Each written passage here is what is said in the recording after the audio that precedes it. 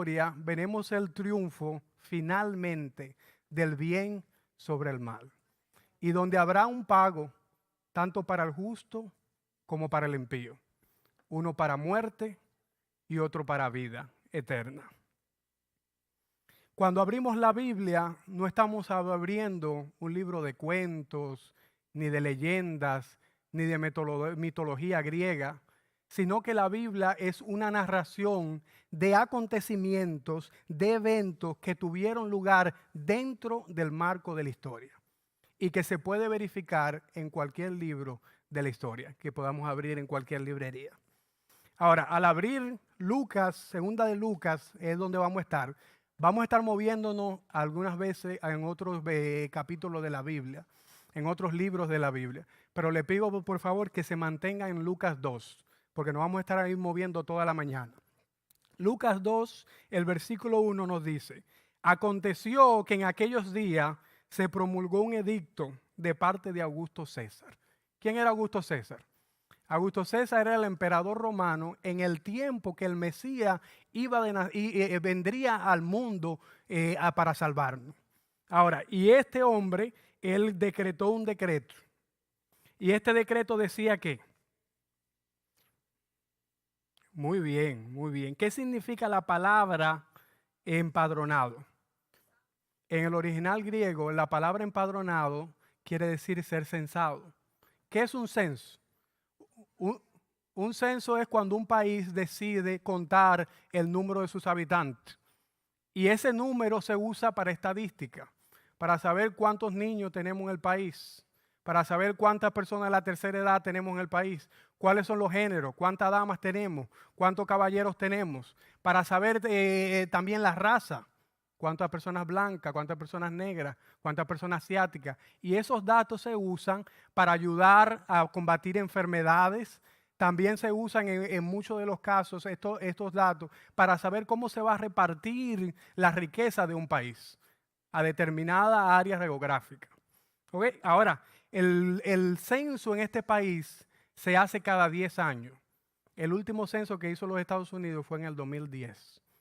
Según el modelo romano, el censo lo hacían cada 14 años. Se hacía un censo. Y según lo que aquí dice la Biblia, el primer censo, ahora estoy en el versículo 2 al 7. Este primer censo se hizo siendo Cirineo gobernador de Siria. E iban todos para ser empadronados, que ya sabemos que es ser censado, cada uno a su ciudad. Y José subió de Galilea, de la ciudad de Nazaret a Judea, a la ciudad de David, que se llama Belén, por cuanto era de la casa y familia de David, para ser empadronado con María su mujer, esposada con él, la cual estaba encinta. Nosotros nos enfrentamos al abrir Lucas con que aquí se está cumpliendo en ese preciso momento una profecía. Y esa profecía está en Génesis 49, versículo 10. Jacob reúne a sus 12 hijos. Y esos 12 hijos hacen que la tribu de ¿qué? De Israel. Y él los reúne para bendecirlo. Y cuando allí lo tiene, que para bendecirlo y está orando, ahí en el versículo 10, él dice una palabra profética. ¿Cuáles fueron las palabras de él? No será quitado, en Génesis 49, 10, no será quitado el cetro de Judá, ni el legislador de entre sus pies, hasta que venga Silo. No sé si ustedes abrieron su boletín, el tema de esta mañana, ¿cómo se llamaba? Se llamaba Silo, que significa el enviado, el Mesías, y en él se congregarían los pueblos. El centro de Judá había sido quitado ya para cuando Jesús vino a este mundo. Ahora, tenían a Augusto César como emperador, a Cirineo como gobernador de Siria y por consiguiente gobernador de Judea, porque al tomar control Roma, Judea pasa a ser una provincia de Siria. Y tenemos entonces a Herodes como el rey de Judea. ¿Quién era Herodes, hermano? Herodes era descendiente de Saúl. Esaú era el hermano de Jacob, que cuando estaban desde el vientre de la madre, ya uno le agarra el brazo al otro porque quería salir primero. Y luego vemos cómo Esaú menosprecia la bendición de Dios y le vende la primogenitura a Jacob. Bueno, entonces Herodes era descendiente de Esaú y a los descendientes de Esaú se le llamaba ¿cómo? edomitas. Así que este hombre era edomita. Cuando Cristo nace, la tierra prometida ya no estaba en las manos de Israel. Qué triste, hermano. Se pasaron 40 años en el desierto y esa tierra prometida se le deslizó de la mano como arena al pueblo de Israel. Y ahora estaban bajo el dominio de Roma. ¿Y quién era Roma, hermano? Un pueblo pagano. Los sacerdotes de Dios ya no eran ministros de Dios, sino que eran sirvientes asalariados de un gobierno, como ya dije, pagano, un gobierno corrupto, secular e idólatra. Pero ahora llegaría, gloria a Dios, Silo, el escogido de Dios, el enviado de Dios, el Mesías. Hermano, y los acontecimientos que pasan antes del nacimiento de Cristo y después del nacimiento de Cristo son gloriosos, hermano. Y yo quiero que ustedes me brinden a mí 20 minutos para ir sobre estos acontecimientos, porque son los acontecimientos que nos cambiaron la vida. Y es la razón por la que estamos aquí esta mañana con la posibilidad de tener salvación en Cristo Jesús. Gloria a Dios. El centro de Judá había sido quitado. Y este hombre entonces ahora decreta un empadronamiento, un censo que fue llevado a cabo para que todo el mundo llegara a su lugar natal, a su tierra natal. Ahora, si vamos a Miqueas capítulo 5, versículo 2, aquí específicamente, hermano, se dice dónde era que tenía que nacer el Mesías. Y tomamos en cuenta, antes de leer Miqueas, que esto se escribió 650 años antes de que naciera el Mesías. Ya vemos la mano de Dios guiando la historia, moldeando la historia para que se cumpliera su promesa. ¿Qué dice Miqueas? Pero tú, Miqueas está en Miqueas versículo 2. Capítulo 5, versículo 2. Pero tú, Belén, Éfrata, pequeña para estar entre la familia de Judá, de ti me saldrá el que será Señor de Israel, y tus salidas son desde el principio, desde los días de la eternidad. Aquí la Biblia profetiza con detalle que cuando viniera Silo, que cuando viniera el escogido de Dios, que cuando viniera el Mesías, no iba a venir en cualquier lugar. Había un lugar geográfico determinado que ya se había escogido. Ahora, pero si volvemos a Lucas, nosotros tenemos un problema. ¿Cuál es el problema, hermano? Que María y José no vivían en Belén. ¿Dónde vivían ellos? Ellos vivían en Nazaret, hermano. Ahora, Nazaret estaba a 120 kilómetros de Belén. ¿Cómo haría Dios, hermano, para que se cumpliera su promesa? ¿Cómo haría Dios para hacer que esta gente, que el Mesías, si los padres del Mesías vivían en Nazaret, cómo haría Dios para que naciera el Mesías en Belén? Dice aquí en el versículo 4, dice, José subió de Galilea, de la ciudad de Nazaret, a Judea, de la ciudad de David, que se llama Belén. Ahora, mi pregunta es, ¿qué fue lo que ocasionó que María y José salieran de Nazaret y se dirigieran a Belén? Gloria a Dios, el empadronamiento. Ahora, vemos la mano de Dios moviendo la historia, detrás de la cortina de la historia, haciendo los cambios que él tenía que hacer, ajustando la pieza que tenía que ajustar para que se cumpliera su palabra. Ahora, a veces nosotros nos preocupamos como hijos, como padres. Tenemos a un hijo fuera de la iglesia. Pasan los años y nuestro hijo no vuelve. Y miramos a Dios y decimos, Dios mío, ¿qué es lo que está pasando? ¿Por qué yo oro y no se cumple lo que yo te estoy pidiendo? A veces le oramos a Dios por una cosa, pero Dios nos da la otra. Y cuestionamos a Dios y le preguntamos, ¿por qué Dios?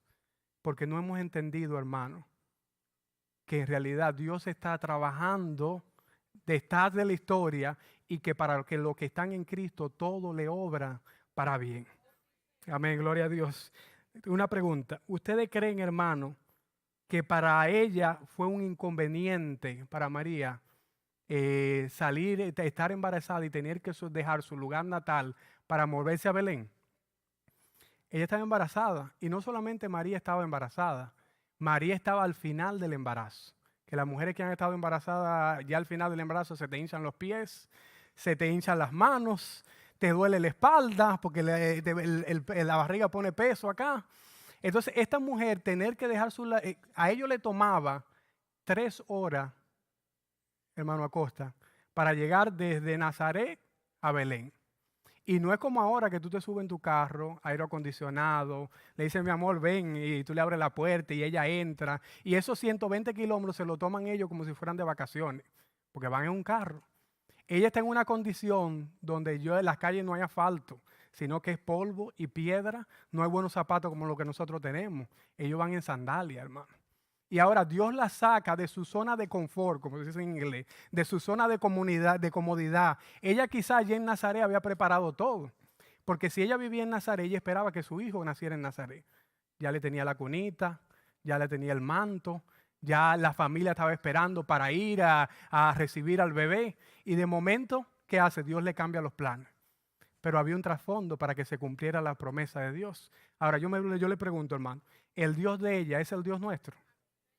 A veces cuando no entendemos las situaciones en nuestra vida, creemos que Dios sigue trabajando. Amén, hermano.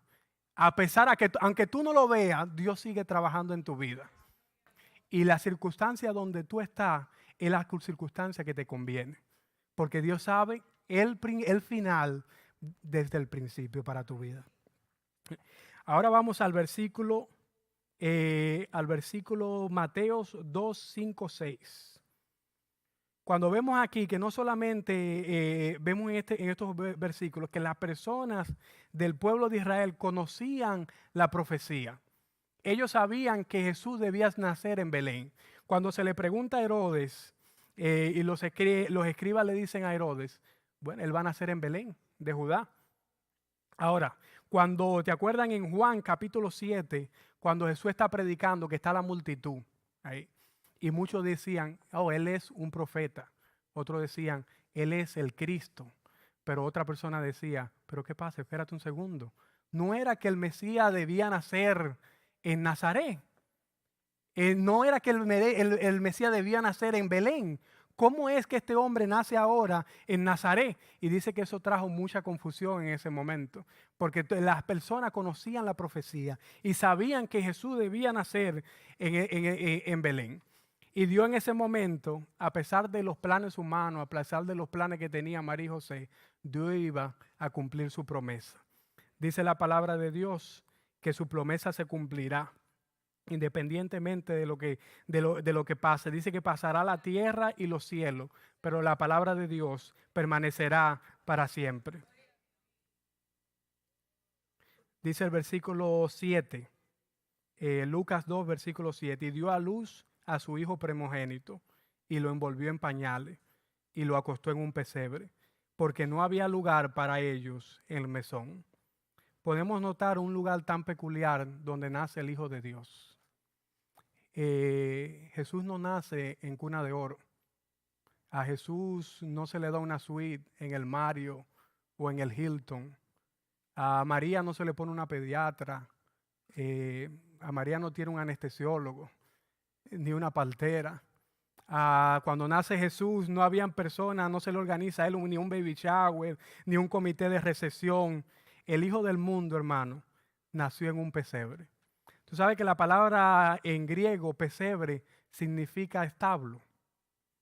A mi esposa el año pasado, yo no sé si Lete estaba, no sé si fuiste, se le ocurrió hacer un banquete en un establo, hermano. Y yo voy con mi esposa a ver el lugar. Y el lugar, llegamos ahí, el lugar estaba bello, el lugar estaba muy bonito. Pero la peste que había en el lugar, hermano, era grande. Es increíble. Yo decía, yo preocupado, y le digo, la señora, pero ¿y cómo vamos a hacer? Dice, no se preocupe, el día antes nosotros lavamos los caballos, le cambiamos la agua de donde ellos beben y esto va a estar. Y llegamos, organizamos el lugar llegamos ese día, hermano, y todavía había menorado un poco el olor, la peste. Pero cuando el viento soplaba así, la peste a orines, a fices, se podía sentir de los caballos todavía. El Redentor del mundo, hermano, en nuestro Dios, el creador del universo, nació en un establo maloliente. Y lo hizo por ti y lo hizo por mí. Para una mujer embarazada, hermano, no hubo lugar en ninguno de los lugares. Fue a miles de lugares y no hubo lugar. Nació en un lugar, hermano, en un mundo maloliente, egoísta, corrupto y pecador. Lucas 2, vamos al 8 y el 10. Dice que los pastores en la misma región que velaban y guardaban las vigilias de la noche sobre su rebaño, y aquí se le presentó un ángel del Señor. Y la gloria del Señor los rodeó con resplandor y tuvieron gran temor. Pero el ángel le dijo, no temáis, porque he aquí os doy nueva de gran gozo, que será para todo el mundo, que os ha nacido hoy en la ciudad de David un Salvador, que es Cristo el Señor. Cualquiera pensaría, hermano, que un ángel no se le aparecería a simples pastores, que se le aparecería a los conocedores religiosos, a los fariseos, a las personas con gran estimas de esa sociedad. Pero sin embargo se le apareció a simples pastores. ¿Sabían que los pastores en ese tiempo eran menospreciados por los fariseos? ¿Saben por qué eran menospreciados? Porque los pastores estaban tan ocupados cuidando su rebaño que ellos no tenían tiempo para ser parte de la vida religiosa de aquellos tiempos. Ellos no participaban ni de la ceremonia, ni de los rituales, ni los lavamientos, porque ellos estaban, toda su vida era alrededor a sus ovejas. Cuando los ángeles llegaron, ellos estaban trabajando. Dice que cuando el ángel se apareció, dice, el ángel se le apareció, guardaban las vigilias de la noche sobre su rebaño. Los pastores hacían cuatro vigilias durante la noche. La primera empezaba a las 6 de la tarde hasta las 9 de la noche. Esa es la primera. La segunda era de las 9 a las 2. La tercera era de las 12 a las 3 y la cuarta era de las 3 a las 6 de la mañana. Se cree que los ángeles cuando se le aparecieron en la madrugada, entre las 12 a 6 de la mañana, porque era la madrugada de la mañana. Ahora, le apareció el ángel y fue aproximadamente a esa hora. El versículo 9 dice que gloria al Señor, la gloria del Señor los rodeó de resplandor y se llenaron de temor.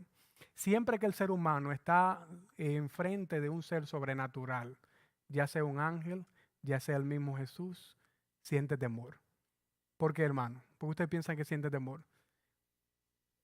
La presencia de Dios. Al ser nosotros tan pecadores, la presencia de Dios es tan santa que cuando miramos un ser superior decimos, no puede ser que yo esté delante de este ser que es mayor a mí. Entonces, por eso es que dice la Biblia que para nosotros es vivir dentro de la presencia de Dios, esto incorruptible tendrá que vestirse ¿de qué? De incorruptible. Y esto mortal tendrá que vestirse ¿de qué? De inmortalidad, para nosotros estar delante de la presencia de Dios. Volvemos al texto en Lucas 2, el versículo 12. El ángel le dice a los pastores, y esto os será señal, hallaréis al niño envuelto en pañales. ¿Cuál era la señal? Despiérteme, que lo veo un poco dormido a todo el mundo. ¿Cuál es la señal? La señal era envuelto en pañales. Ahora, yo me pregunto, ¿qué clase de señal es esta? A ver, ¿qué niño que usted conozca que nace no se le pone pañal? Ahora, dice que Belén estaba lleno esa noche. No había ni espacio para que María diera luz. Estaba lleno. Imagínense cuántos niños en esa noche en Belén estaban en pañal. ¿Cómo haría el ángel, cómo harían los pastores para encontrar al Mesías, hermano? Es aquí lo interesante y lo que yo le doy gloria a Dios. En hebreo original, en el hebreo original, la palabra pañales significa lino. Y en la Biblia, ¿qué es lino, hermano? ¿Qué es el lino? Dice que debamos hacer, que vamos a ser vestidos nosotros. De lino fino y resplandeciente. Cuando hablamos de la palabra lino, estamos hablando de la justicia de Dios. El mismo niño Jesús desde su nacimiento ya no está diciendo, yo soy sin pecado, sin mancha y sin arruga. Y yo vengo al mundo justo. Gloria a Dios, hermano. Y lo bueno y la buena noticia es que esa misma justicia de él, luego, con su muerte en la cruz del Calvario, le iba a transferir a cada uno de nosotros. Ahora, cuando el Padre no nos ve como llegamos aquí, pecadores, inmundos, con trapos harapientes, con trapos limosneros, porque éramos pescadores. Ahora cuando el Padre nos ve a nosotros, nos ve sin mancha, con vestidura blanca, nos ve sin arruga, porque ve a su Hijo Jesús a través de nosotros cuando nosotros lo aceptamos. ¿Mm? O sea, esa era la justicia de Dios que ya estaba mostrándole al mundo desde su nacimiento. Desde que era un bebé ya tenía la justicia divina que luego nos las daría a través de su muerte cuando lo aceptamos como nuestro Salvador. Gloria a Dios por eso. Ahora en el versículo 3, algo acompaña a este ángel individual. Dice aquí que repentinamente apareció el ángel, una multitud de huestes celestiales. Aquí nos damos cuenta, hermano, que este ángel que estaba enfrente de los pastores no era más ni menos que el ángel Gabriel. ¿Se acuerdan del ángel Gabriel? El ángel Gabriel, hermano, es el mismo que se le apareció a Daniel, el mismo que se le apareció a Elizabeth y a Zacarías, el mismo que se le apareció a María. Cada vez que Dios quiere comunicar un mensaje, ¿a quién llama? Al ángel Gabriel. Porque el ángel Gabriel, hermano, es el mensajero de Dios. Es el correo de Dios. Y ahora estos simples pastores están enfrente de la presencia de este ángel y de repente ya este ángel no estaba solo. Dice que huestes celestiales, hermanos, se aparecen enfrente de estos pastores. Miles de ángeles, miles. Dice huestes celestiales quiere decir ejército, hermano. El ejército de Dios dejó su trono celestial allá, dejó allá para venir a esta tierra a anunciar el nacimiento del Hijo de Dios. Y a veces nosotros nos preocupamos, hermano, ¿dónde va a nacer mi hijo? Que yo quiero que mi hijo nazca en Texas, que yo quiero que mi hijo nazca en Los Ángeles. Hermano, esa no debe ser la preocupación. Su hijo puede nacer hasta en el carro. Yo tengo un tío que nació debajo de una mata de limón. Y en la mata de limón había un panal de abejas. Y lo que se formó ahí fue tremendo, hermano. Pero lo importante no es, hermano, dónde nosotros nacemos. El importante es si somos hijos de Dios. Porque cuando un hijo de Dios le nace un hijo, hay fiesta en el cielo. Porque una semilla santa de un matrimonio santo que cree en Dios y que se entregó su vida a Dios ha nacido. Y hay gozo en el cielo, gloria a Dios. Así estaba. Entonces Jesús estaba allí, estaba en el pesebre. Así que no importa si dónde nazcamos, la presencia de Dios está ahí cuando somos sus hijos, acompañando nuestro nacimiento. El primero dice, aquí entonces los ángeles tenían un mensaje. ¿Cuál era el mensaje de los ángeles? Aquí lo vemos, dice Cristo, dice aquí, gloria a Dios en las alturas y en la tierra paz y buena voluntad para con los hombres. Esto es un cántico, hermano, vamos a hacerlo todos juntos. Gloria a Dios en las alturas y en la tierra paz y buena voluntad para con los hombres. Ellos estaban anunciando dos cosas. La primera es gloria a Dios, ¿dónde?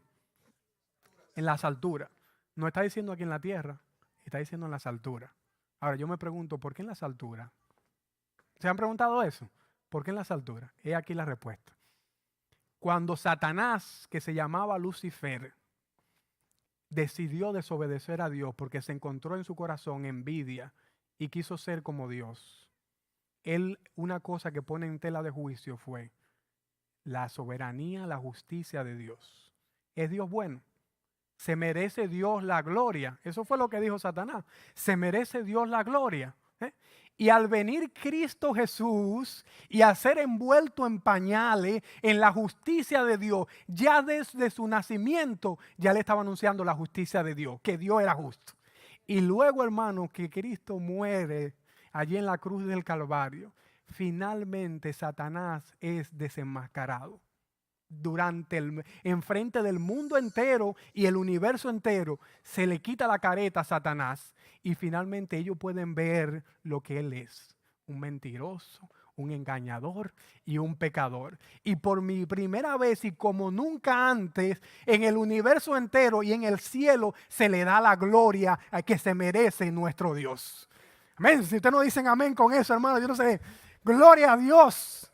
Por primera vez se le da la gloria a nuestro Dios en las alturas como Él se merece.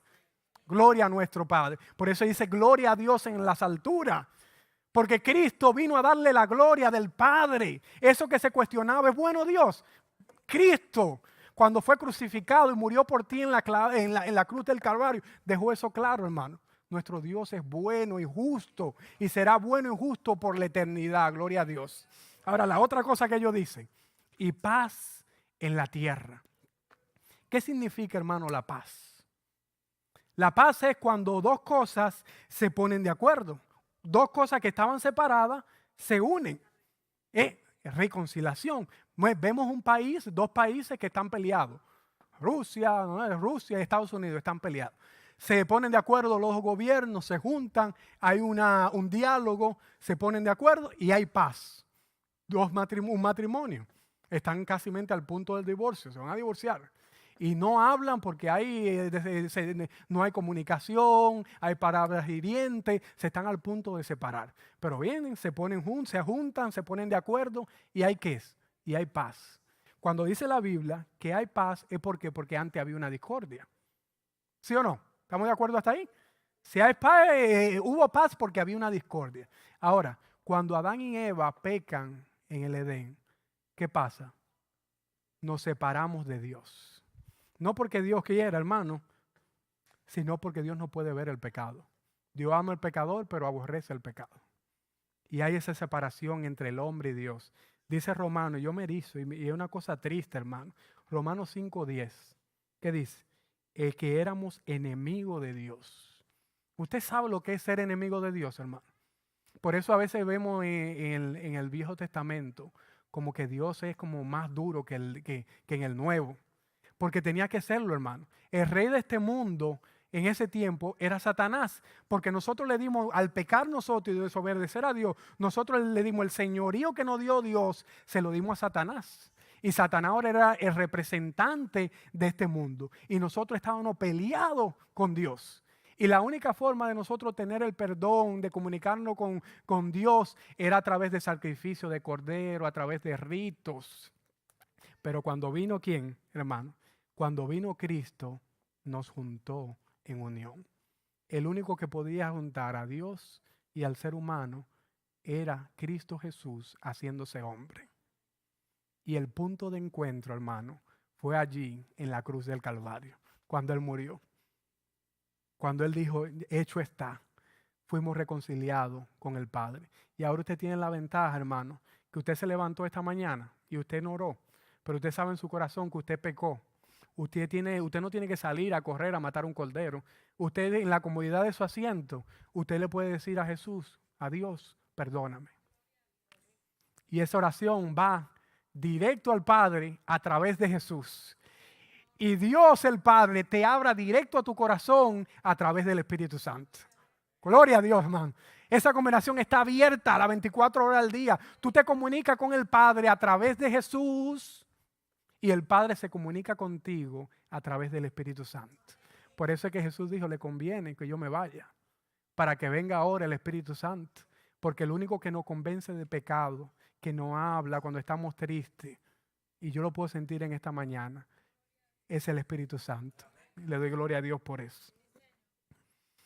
Dice ahora, es interesante, según el Instituto de Investigación de la Paz de Suiza, durante los 6.000 años de historia que nosotros tenemos, solamente ha visto 25 años de paz en este mundo. O sea que si ustedes le restan 25 a 6.000, hemos tenido 5.975 años de guerra, de muerte, un hermano levantándose contra otro hermano como Caín y Abel, un país enfrentándose con otro país, una religión enfrentándose con otra religión, muerte por donde quiera. Da la casualidad, hermano, y no creo que sea casualidad, porque con Dios no hay casualidad, que de los 25 años de paz que hemos tenido, cuando Cristo Jesús vino al mundo, eran uno de esos años. Cuando Cristo viene, hermano, había paz. Había una tranquilidad en el mundo, no había guerra. La gente le llamaba a esto la paz romana. El mundo no estaba en guerra, el mundo estaba en tranquilidad. Pero esa paz no duraría para siempre. Porque el ser humano, hermano, no puede tener paz si no tiene a Cristo en su corazón. Porque el único que nos reconcilia con el Padre es Jesús. No puede haber paz en esta iglesia si no tenemos a Cristo en nuestro corazón. No puede haber paz en tu matrimonio si tú no tienes a Cristo en tu corazón. La fuente de amor, hermano. El amor no nos nace natural a nosotros. La fuente del amor viene de Cristo. Tú quieres amar a tu prójimo, tú tienes que tener a Cristo en tu corazón. Tú quieres tener tranquilidad y perdonar, porque cuando uno perdona, el que se hace el favor no es a la persona que uno perdona, el favor se lo hace uno mismo. Tú quieres perdonar, hermano, ten a Cristo en tu corazón, que es la única persona que te puede dar paz. Hasta que no logremos la paz con Dios, no podremos lograr la paz que ansiamos para nuestra iglesia, para nuestra comunidad, para nuestro país.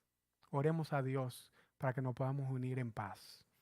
Dice el versículo 15, sucedió que cuando los ángeles se fueron al cielo, los pastores se dijeron unos a otros, pasemos pues hasta Belén y veamos esto que sucedió, que el Señor, lo que el Señor nos ha manifestado.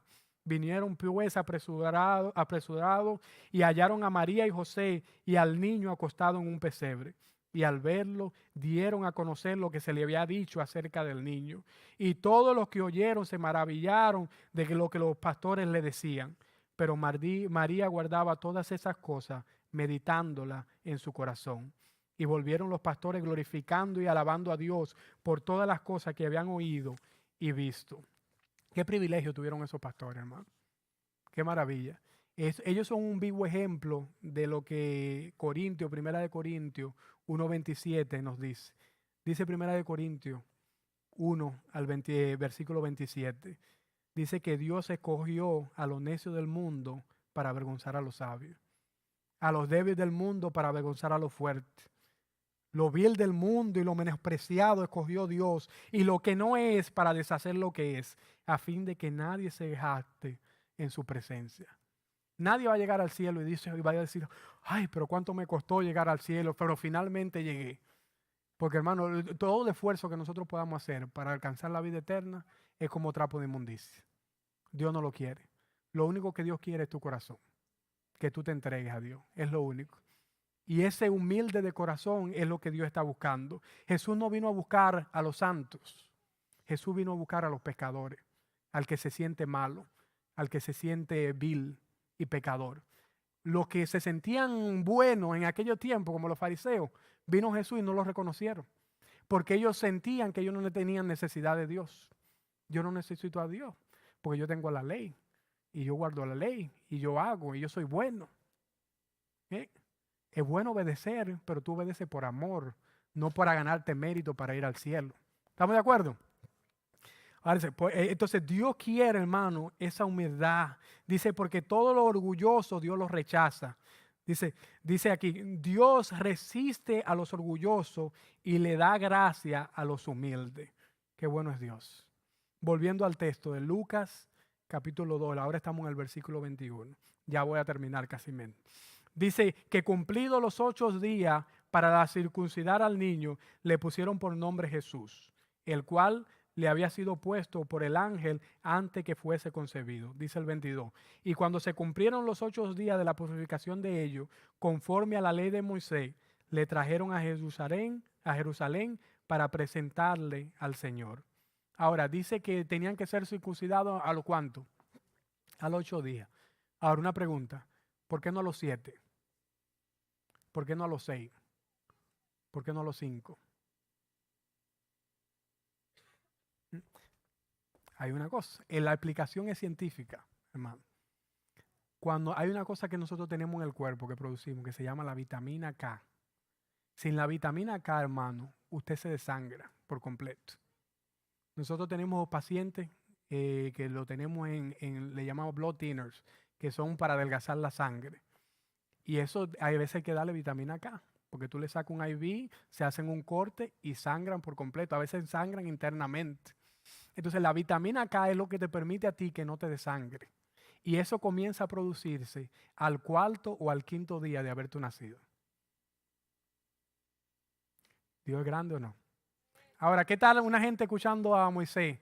Y Dios le dijo, Moisés dice el 8. Y él dice, no, yo al mío, al gallo mío, a mi hijo, ese yo lo voy a circuncidar en el 4º día. ¿Usted cree que ese niño hubiese vivido? Y lo curioso de todo eso, hermano, que el proceso de coagulación de la sangre no se descubrió hasta el 1616 por un señor que se llamaba William Harvey. ¿Cómo cómo Moisés sabía, hermano, en un desierto donde no había tecnología, donde no había avance tecnológico como ahora, que ellos necesitaban esperar al día 8, porque es el día donde ya tú tienes la vitamina K formada en tu cuerpo? Gloria a Dios. El creador, el que te hizo a ti, el que hizo tu cuerpo, sabía desde el principio cómo funcionaba a la perfección. Y hoy, hermano, los científicos tienen que decir, la Biblia tenía la razón. Porque nuestro Dios es un Dios soberano. Gloria a Dios. Sigo leyendo en Lucas 2, del 22 al 24. Y cuando se cumplieron los días de la purificación de ellos, conforme a la ley de Moisés, le trajeron a Jerusalén para presentarle al Señor y para ofrecer sacrificio conforme a lo que dice en la ley del Señor. Un par de tórtolas o 2 palomas. Ahora, por qué los padres de Jesús tuvieron que someter al niño Jesús a todos estos sacrificios? Primero lo circuncidaron, después lo presentaron ante la iglesia, como lo hacemos ahora, y después ofrendaron. ¿Por qué? ¿Por qué era necesario hacer todo eso, hermano? Gloria a Dios. Está en Mateo, ¿no? Esto está en la respuesta a esto está aquí en Mateo 5:17. Dice, he venido a cumplir la ley, he venido a hacer todo lo que ella dice. No he venido a abolir la ley. Y por cierto, que la ofrenda que ellos dieron de tórtola y de palomillo era la ofrenda más pobre que se daba en aquel tiempo. Jesús nació en una familia sin lujos, una familia humilde, casi como nos dice Corintios 8:9, que Él siendo rico se hizo pobre por nosotros, para que nosotros con su pobreza fuésemos enriquecidos. ¿Mm? Entonces Cristo obedeció las leyes, hermano, de este mundo, se quitó sus vestiduras reales y se puso la vestidura de pobre que nos dice que llevó a su cuesta nuestras enfermedades, nuestro dolor, y se hizo semejante a nosotros, hermano, mientras estaba en esta tierra. Dice aquí en Gálatas 4:5, el cumplimiento de Dios envió a su Hijo nacido de mujer y nacido ¿qué? Nacido bajo la ley. Cuando Jesús nació bajo la ley y estaba bajo la ley, a fin de que recibiésemos la adopción de ser sus hijos. Una de las cosas peor que puede tener, uno de los pecados más grandes que puede tener el ser humano, es la rebelión. Tú no conoces a una persona, tú la puedes conocer por meses, y mientras esa persona está mandando, todo está bien. Pero en el momento que tú lo pones en una situación donde tiene que respetar, esta es la ley, entonces ya las cosas cambian. Y ahí es cuando tú ves de verdaderamente el corazón del ser humano. Porque esa rebelión del ser humano la aprendimos de Satanás. Por ejemplo, tenemos a diáconos en el parqueo y te dicen, hermano, parquéese acá. Nuestra inclinación siempre es, ¿y esta persona quién es? Para decirme de dónde yo tengo que parquear. ¿Sí o no? Tenemos una actividad en la iglesia y reservamos los asientos de adelante. Y cuando nos sentamos ahí nos dicen, hermano, no puede sentarse ahí porque está reservado. Nuestra inclinación es quién tú eres. Y si lo pensáramos solamente, pero en muchos de los casos nos sentamos de maldad. Porque me lo dijiste, yo lo voy a hacer. Entonces, el pecado de rebelión, hermano, es lo peor que puede tener un ser humano. Porque eso fue lo que avergó Satanás, que avergó Lucifer en su corazón cuando ya estaba en el reino de los cielos. Jesús, con su nacimiento, mostró humildad. Vemos que 30 años después, cuando va a ser bautizado por Juan, y Juan lo ve venir, enseguida Juan se quita y le dice, maestro. ¿Y qué le dice Jesús? Es necesario, hazlo. Cuando a veces para nosotros en realidad tener autoridad en este mundo, nosotros tenemos que estar bajo autoridad. No hay autoridad si tú no estás bajo autoridad. Cuando Jesús llega en aquel momento donde la Santa Cena, la persona con más autoridad llegó ahí, fue la persona que más que sirvió. Todo el mundo, mientras él llegaba, todo el mundo se estaba mirando. ¿Quién es que lo va a hacer? ¿Quién es lo que va a hacer? Cuando llegó la persona de más autoridad, es la persona que más sirvió. ¿Tú quieres tener autoridad? ¿Tú quieres ser grande en el reino de los cielos? Preocúpate por servir. Que tú seas la persona que más sirva en esta iglesia. Que no haya que rogarte, hermano. Que tú estés dispuesto. Porque cuando tú te sujetas a la autoridad divina, hermano, ahí es donde está la autoridad. Sin autoridad, cuando queremos tener autoridad, sin autoridad, no tenemos autoridad. Lo que queremos es controlar. Y eso no es de Dios. Para tener la autoridad, hermano, tenemos que estar sujetos a la autoridad. Como primer anciano de mi iglesia, si yo quiero tener autoridad, yo debo estar sujeto bajo la dirección del pastor, de la autoridad que Dios le dio al pastor. Para yo poder tener autoridad y decirle a los otros ancianos, esto es lo que se va a hacer. Como miembro de iglesia, si yo quiero tener autoridad, tengo que estar sujeto, hermano, a Dios primeramente. A Dios primeramente. ¿Eh? Yo espero, hermano, que en este año comenzamos a caminar con Dios. Dios, al crearnos, nos dio dice la primera palabra que se menciona en la Biblia acerca del señorío fue para los seres humanos. Dios le dio el señorío al ser humano sobre toda la tierra. Pero al ser humano pecar y desobedecer a Dios, perdió ese señorío. Cuando Cristo viene a este mundo, Él recupera nuevamente lo que nosotros habíamos perdido. Y el Espíritu Santo, que es el gobernador, baja de nuevo a esta tierra. Y hoy nosotros podemos ser salvos por Cristo Jesús. Si tú no te has reconciliado con Dios, si tú estás pensando dejar en la iglesia, hermano, vuelve a Jesús. Pídele a Jesús que te perdone. Pídele a Jesús que te limpie. Sé sincero con Jesús. Dile a Jesús que tú quieres caminar con Cristo. Y Él te va a dar la victoria. Que Dios le bendiga. Amén. Oro. Vamos a orar. Vamos a orar, por favor, puesto de pies. Amante Padre y Dios que te encuentra en las alturas de los cielos. Gracias, Señor, por tu amor y por tu misericordia. Gracias, Señor, por lo que tú hiciste por nosotros en la cruz del Calvario. Gracias porque viniste aquella noche en Belén para darnos tu justicia. Ayúdanos a reclamar esa justicia y a vestirnos de ella, para que así cuando tú vengas en gloria podamos vivir contigo para siempre. Ayúdanos, Señor, a impactar la vida de los demás, a no quedarnos callados con esta verdad, con este secreto, sino que podemos impactar la vida de los demás, que podamos decirle el amor que tú tuviste para dejar tu trono, para venir a morir por cada uno de nosotros. Llévanos ahora que nos vamos a nuestros hogares, llévanos en ala de tu espíritu, danos el resto de sábado, que todo lo que hablemos, que todo lo que pensemos sea para glorificar tu nombre. Te lo rogamos en el nombre de Jesús. Amén. Amén.